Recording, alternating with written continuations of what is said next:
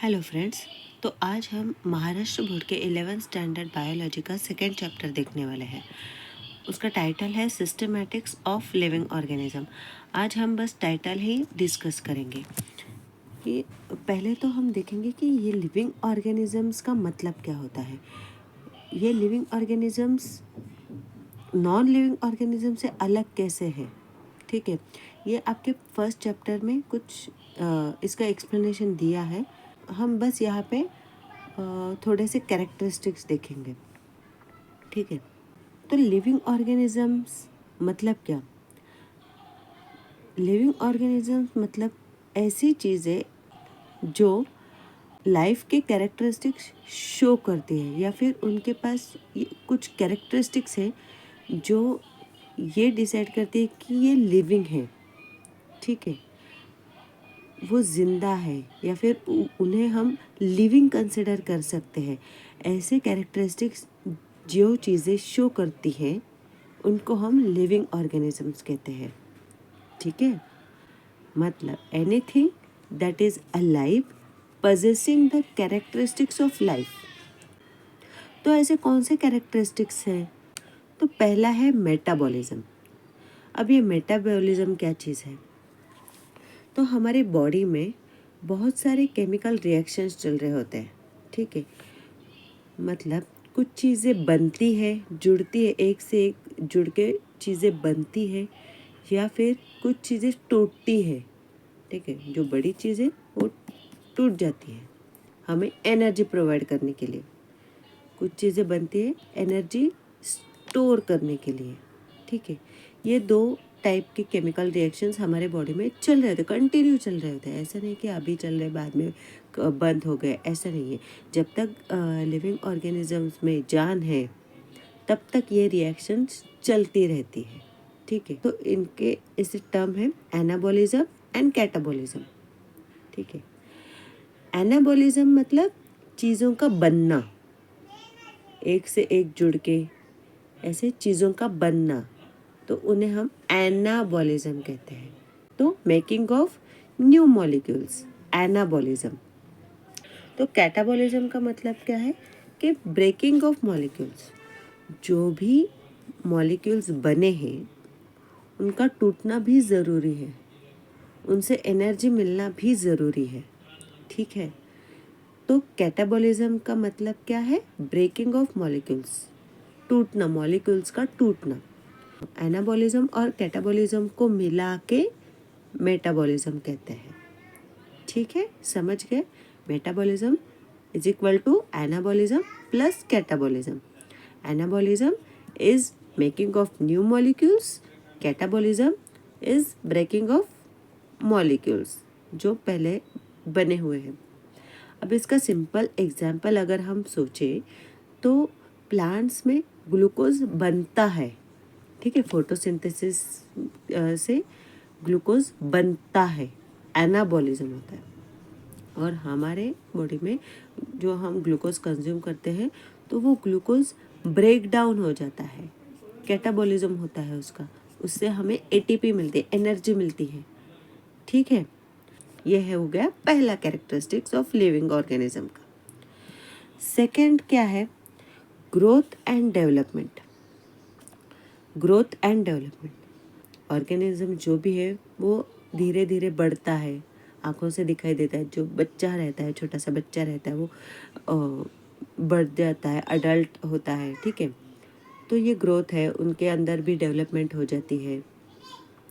तो ये तो हम आंखों से देखते हैं। लेकिन अगर मैं आपको कहूँ, अगर आप सिर्फ ये ग्रोथ ऐसे देखेंगे तो आप कंफ्यूज हो जाओगे। अगर माउंट एवरेस्ट आपने कंसिडर किया तो उसकी भी हाइट बढ़ रही है, तो क्या हम उसे भी लिविंग ऑर्गेनिजम्स कहेंगे? अगर एक बड़ा सा रॉक है, पत्थर है, उस पर मैंने बहुत सारी मिट्टी लगाई और ज़्यादा, तो उसकी भी हाइट बढ़ गई, राइट? जो सैंड मोल्स होते हैं, तो वहाँ पे रेत के पहाड़ होते हैं, रेत के पहाड़ होते हैं, तो वो पहाड़ भी, उनकी भी हाइट बढ़ जाती है, उनकी भी ग्रोथ हो जाती है। तो हम वो कैरेक्टरिस्टिक लिविंग ऑर्गेनिज्म में कंसिडर कर सकते हैं? नहीं। क्यों नहीं कर सकते? क्योंकि ये जो ग्रोथ एंड डेवलपमेंट है ये ऑर्गेनिजम्स के अंदर से होना चाहिए। समझ गए? जब भी हम बच्चे रहते हैं और बढ़ के अडल्ट बन जाते हैं तो हमारे ऊपर से वो ग्रोथ नहीं आती, हमारे अंदर से ग्रोथ आ जाती है। ठीक है? हाँ, हम अंदर से बढ़ते हैं। Growth is always from inside, तो ही हम उससे लाइफ का कैरेक्टरिस्टिक कंसिडर करेंगे। अगर ग्रोथ बाहर से होगी तो हम उसे नहीं कंसिडर करेंगे। थर्ड कैरेक्टरिस्टिक्स है एजिंग। जो भी लिविंग ऑर्गेनिज्म है तो वो पहले जितना एफिशिएंसी काम नहीं कर सकेगा। ठीक है, एजिंग। ठीक है। फोर्थ है कैरेक्टरिस्टिक रिप्रोडक्शन। रिप्रोडक्शन मतलब रिप्रोडक्शन, जो भी लिविंग ऑर्गेनिज्म है वो अपने जैसा और एक ऑफस्प्रिंग, बच्चे या फिर क्या कहें नेक्स्ट जनरेशन वो बनाएगा ही। ठीक है, ये भी एक कैरेक्टरिस्टिक है लाइफ का। इसमें एक्सेप्शंस हैं। क्या एक्सेप्शंस है आप फर्स्ट चैप्टर में देखोगे। ठीक है, तो यहाँ पे वो एक्सेप्शन हम कंसिडर नहीं करेंगे, हम बस ये यहाँ पे कंसेप्ट समझेंगे। तो reproduction is one of the characteristics of life. Reproduction मतलब ऑफस्प्रिंग बनाना, नेक्स्ट जनरेशन बनाना। ठीक है, रिप्रोडक्शन अपने जैसा और एक ऑर्गेनिज्म बनाना। फिफ्थ है डेथ। जो भी ऑर्गेनिज्म है वो अगर पैदा हुआ है तो वो उसकी डेथ तो होनी ही है। ऐसा कोई नहीं है कि जो भी मर ही नहीं सकता। तो this is also a very important characteristics of life. Sixth one है रिस्पॉन्ड टू स्टिमुलाई। कोई भी ऑर्गेनिज्म है, लिविंग ऑर्गेनिज्म है, अगर आपने उससे कुछ स्टिमुलस दिया तो वो उसके अगेंस्ट रिस्पॉन्ड करेगा ही करेगा। इसका मतलब अगर आपको ठंड लग रही है तो आप क्या करोगे? आप स्वेटर पहनोगे। ठीक है, या फिर कुछ गर्म सा पहनोगे। आपको ये ठंड लगना मतलब क्या? मतलब एक एक्सटर्नल एनवायरनमेंट का स्टिमुलस आप फील कर रहे हो।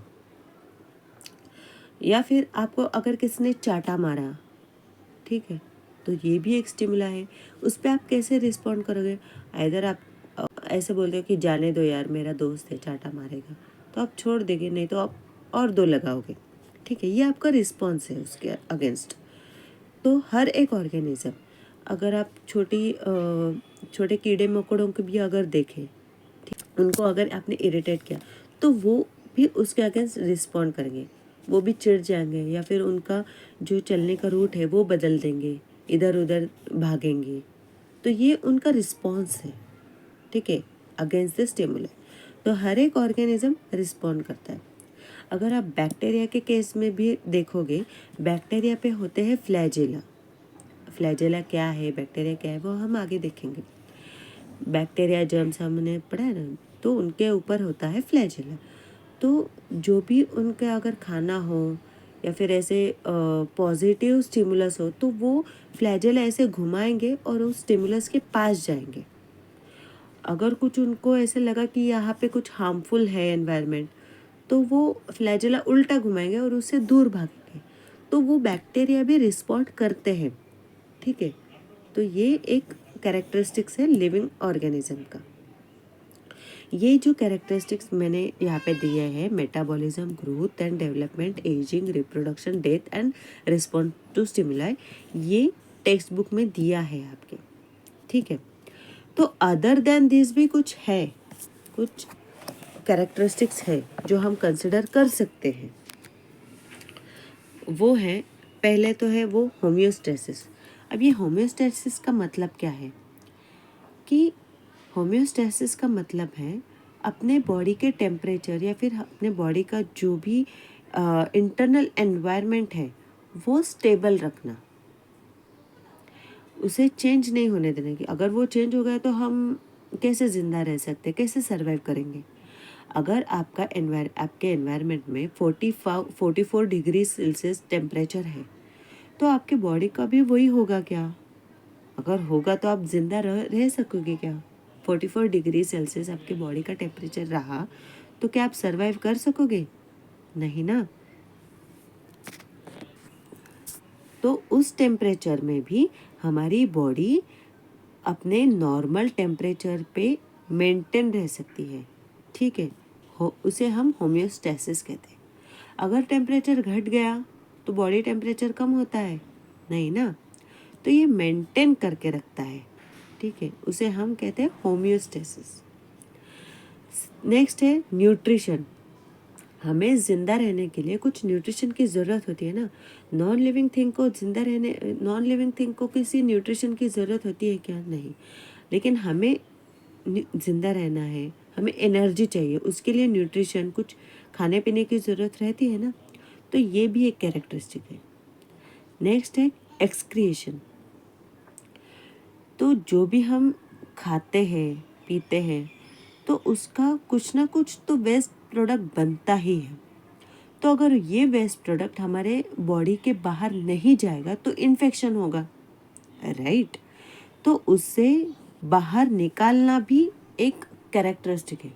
हर लिविंग ऑर्गेनिज्म अपने बॉडी का वेस्ट को बाहर निकालती है, उसे कहते हैं एक्सक्रिएशन, ठीक है। तो ये भी एक इम्पॉर्टेंट कैरेक्टरिस्टिक है, ठीक है। तो हमने कौन से कैरेक्टरिस्टिक देखे हैं?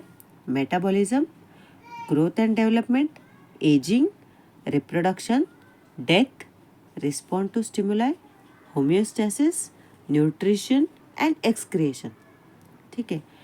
तो ये सारे कैरेक्टरिस्टिक्स हैं जो ये शो करते हैं कि ऑर्गेनिज्म लिविंग है या नॉन लिविंग है। अगर ये कैरेक्टरिस्टिक जिस चीज़ में प्रेजेंट है तो हम उसे लिविंग ऑर्गेनिज्म कहते हैं, ठीक है। लिविंग ऑर्गेनिज्म समझ गए? अगर कुछ आपको डाउट हो तो आप मुझे कमेंट सेक्शन में बता सकते हो।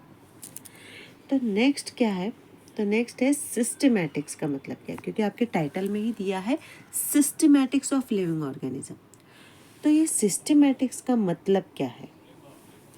उसे टैक्सोनॉमी भी कहा जा सकता है। अब ये टैक्सोनॉमी क्या है, सिस्टमैटिक्स क्या है, हम आराम से देखेंगे। The science of classifying organ and organizing living organism. अब इसका क्या मतलब है? ठीक है, हम एक एक पढ़ेंगे। पहले तो हम ये देखेंगे कि ये टैक्सोनॉमी वर्ड कहाँ से आया है। तो ये ग्रीक वर्ड है, ठीक है। तो इसका मतलब क्या निकलता है? टैक्सिस मतलब अरेंजमेंट, अरेंज करना चीज़ों को, ठीक है, उनके ऑर्डर के हिसाब से अरेंज करना। नॉमस मतलब लॉ और सिस्टम। तो इसका मतलब क्या निकलता है कि किसी लॉ को फॉलो करके चीज़ों को अरेंज करना। ऐसे नहीं कि रैंडमली रखना है, अरेंज करना मतलब कैसे भी अरेंज किया, नहीं। कुछ लॉ है, उस हिसाब से हमें उस चीज़ों का अरेंजमेंट करना है, ठीक है। तो ये क्या करता है? तो taxonomy provides a framework for understanding the relationship between different organisms by grouping them into hierarchical level from broad categories like kingdom down to a specific species. अब इन सब का मतलब क्या है? तो टैक्सोनॉमी मतलब जो भी लिविंग ऑर्गेनिजम्स हमारे वर्ल्ड में प्रेजेंट है, ठीक है। तो इतना डाइवर्सिटी है, इतने डिफरेंट टाइप के ऑर्गेनिजम्स है, स्पेसीज है, उनको विदाउट अरेंजमेंट स्टडी करना, देखना, तो ये तो बहुत डिफ़िकल्ट हो जाएगा। आप सोचो, अगर आपके घर में आपके फैमिली मेंबर्स सारे के, पड़ोसों के सबके कपड़े हैं एक ही रूम में रखे, आपको उसमें से चाहिए आपका फेवरेट टी शर्ट, ठीक है। तो आप उसमें से कैसे निकालोगे? बहुत डिफ़िकल्ट हो जाएगा ना, ढूंढते, ठीक है। तो ये सिंप्लीफाई करने के लिए आप क्या करोगे? पहले तो सबके डिवाइड करोगे, आपके पड़ोसियों के कपड़े आप उनको दे दोगे, ठीक है, अलग करके। फिर आपके फैमिली के अलग करोगे, फिर वो अच्छे से अरेंज करोगे तो आपको आपका T shirt, favourite T shirt मिल जाएगा। ठीक उसी तरह अगर हमें किसी ऑर्गेनिज्म की स्टडी करनी है तो पहले तो हमें उसको नाम देना होगा, वो किस किंगडम में है, कौन सी कैटेगरी में आता है, उसके कैरेक्टरिस्टिक्स को स्टडी करने के लिए वो किस से जुड़ा है, क्या है फीचर्स उसमें, ये सब देखने पड़ेंगे। ठीक है, पहले डिफ्रेंशिएट करना पड़ेगा, अलग अलग ग्रुप में उसे डालना पड़ेगा, तो ही हम उसको स्टडी कर पाएंगे ठीक से। और एक एग्जांपल आप देखो, ये सिस्टमैटिक मतलब इतना बड़ा वर्ल्ड है, ठीक है, उसमें से आप रहते हो इंडिया में, ठीक है, इतने सारे वर्ल्ड में आपका एड्रेस कैसे पता चलेगा? किसी ने तो ये असाइन किया है ना, ये सिस्टमैटिकली आपको जियोग्राफिकली डिवाइड क्लासिफाई किया है ना। आप पूरे वर्ल्ड में रहते हो, इंडिया में रहते हो महाराष्ट्र में किसी ज़िले में, उस ज़िले के किसी तालुका किसी सिटी या फिर गांव में, ऐसे मतलब कम कम कम कम होता जाएगा। आपका घर और पड़ोसियों का घर, उसका भी एड्रेस अलग रहेगा। ठीक है, आपका अगर कुछ पार्सल है तो वो पड़ोसियों को तो नहीं जाएगा ना, आप ही को ही मिलेगा ना। ठीक है, ऐसे कैटेगरीज रहते हैं। तो ऑर्गेनिज्म के आइडेंटिफिकेशन में भी ऐसी कैटेगरीज की ज़रूरत रहती है। ठीक है, तो ये सिस्टमैटिक्स हमें ये कैटेगरीज बनाने में मदद करता है। ठीक है, आप समझे सिस्टमैटिक्स क्या है?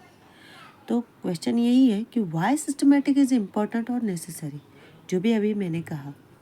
Because it helps in understanding the diversity of life present on earth, that is it helps in classification करने में हमें वो मदद करता है सिस्टमैटिक्स। अगर ये सिस्टमैटिक्स नहीं रहता तो सब ऑर्गेनिजम्स हैं, सारे जो भी हैं सब मिक्स हो जाते। हाथी को हम हाथी नहीं कहते, हाथी में भी अलग से प्रकार रहते, कैटेगरीज रहती है, तो वो हमें नहीं समझ में था। अगर स्नेक की बात करें, स्नेक में भी कितने डिफरेंट टाइप्स रहते हैं, तो वो हमें समझ में नहीं आते। ठीक है, classification it is very important. तो systematics assign organisms to group like kingdom, phylum, class, order, family, genus and species. इसके आगे भी रहता है सब स्पेसीज, स्ट्रेन। तो ये सब है classification based on their shear characteristics. मतलब शेयर कैरेक्टरिस्टिक मतलब क्या? आपका और आपके पड़ोसियों का एड्रेस ऑलमोस्ट सेम रहता है, बस फ्लैट नंबर डिफरेंट रहता है, राइट? तो ये शेयर हो गया। आपका और आपके फ्लोर के मेंबर्स का एड्रेस सेम रहता है, बस फ्लोर डिफरेंट होता है और फ्लैट नंबर डिफरेंट होता है। आपके बिल्डिंग का और बाजू वाले बिल्डिंग का एड्रेस ऑलमोस्ट सेम रहता है, बस बिल्डिंग के नाम अलग रहते हैं, राइट? तो वही रहता है। दो स्पेसेस है, उसका जीनस कुछ तो भी कॉमन रहेगा, जीनस अलग है तो फैमिली कोई तो सेम होगी, तो ऐसे रहता है। समझ गए? Then evolutionary relationship. तो अर्थ में पहले तो जो ऑर्गेनिज्म थे वो सिर्फ पानी में रहते थे, पानी में थे ना। इवोल्यूशन में वो ज़मीन पे आ गए। ठीक है, जो भी ऑर्गेनिज्म है, प्लांट्स है, वो ज़मीन पे आ गए, तो कुछ तो इवॉल्व हुआ है उनमें। ठीक है, ये इवोल्यूशनरी रिलेशनशिप, हमारे एंसेस्टर्स कौन हैं, हम किस से इवॉल्व हुए हैं, ये इवोल्यूशनरी रिलेशनशिप समझने में भी हमें सिस्टमैटिक्स मदद हेल्प करता है। ठीक है, ये इवोल्यूशनरी ट्री हम बना सकते हैं। ठीक है, evolutionary relationship it explores how different group of organisms are related through evolution, creating tree of life called as phylogenetic. ठीक है, नेक्स्ट क्या है? नॉमेनक्लेचर। तो नॉमेनक्लेचर का मतलब क्या है? ये सिस्टमैटिक जो है हर एक को नाम देता है, हर स्पेसिस को एक नाम है, राइट? जैसे आपका नाम रहता है, आपका नाम अगर सुशील है, ठीक है, तो दुनिया में तो बहुत सारे सुशील हैं। तो आप कैसे डिफ्रेंशिएट होगे? तो आपका पूरा नाम क्या रहेगा?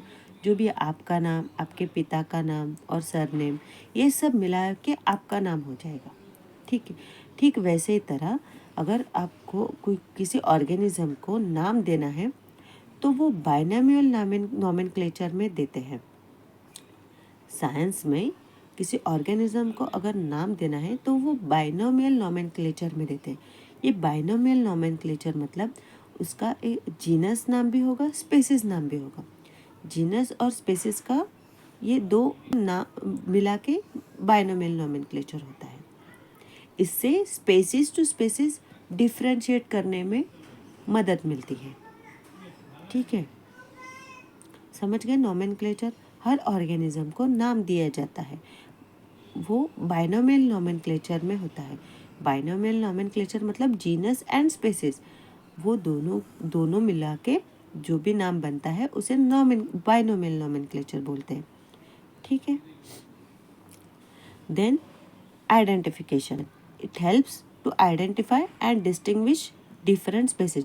जैसे हमने अभी कहा, नॉमेनक्लेचर अगर हमने दिया है तो उसकी हेल्प से दो स्पेसीज में, दो अलग अलग स्पेसीज में हमें डिफरेंस क्या है वो समझेगा और हम उन्हें डिफरेंटली आइडेंटिफाई कर सकते हैं। ठीक है, तो आप समझ गए कि सिस्टमैटिक्स ऑफ लिविंग ऑर्गेनिज्म, ये टाइटल का मतलब क्या है, लिविंग ऑर्गेनिजम्स किसे कहते हैं, सिस्टमैटिक्स का मतलब क्या है, आप ये समझें। ओके, अगर कुछ डाउट हो या कोई फीडबैक हो तो प्लीज़ मुझे कमेंट्स में ज़रूर बता देना। Thank you.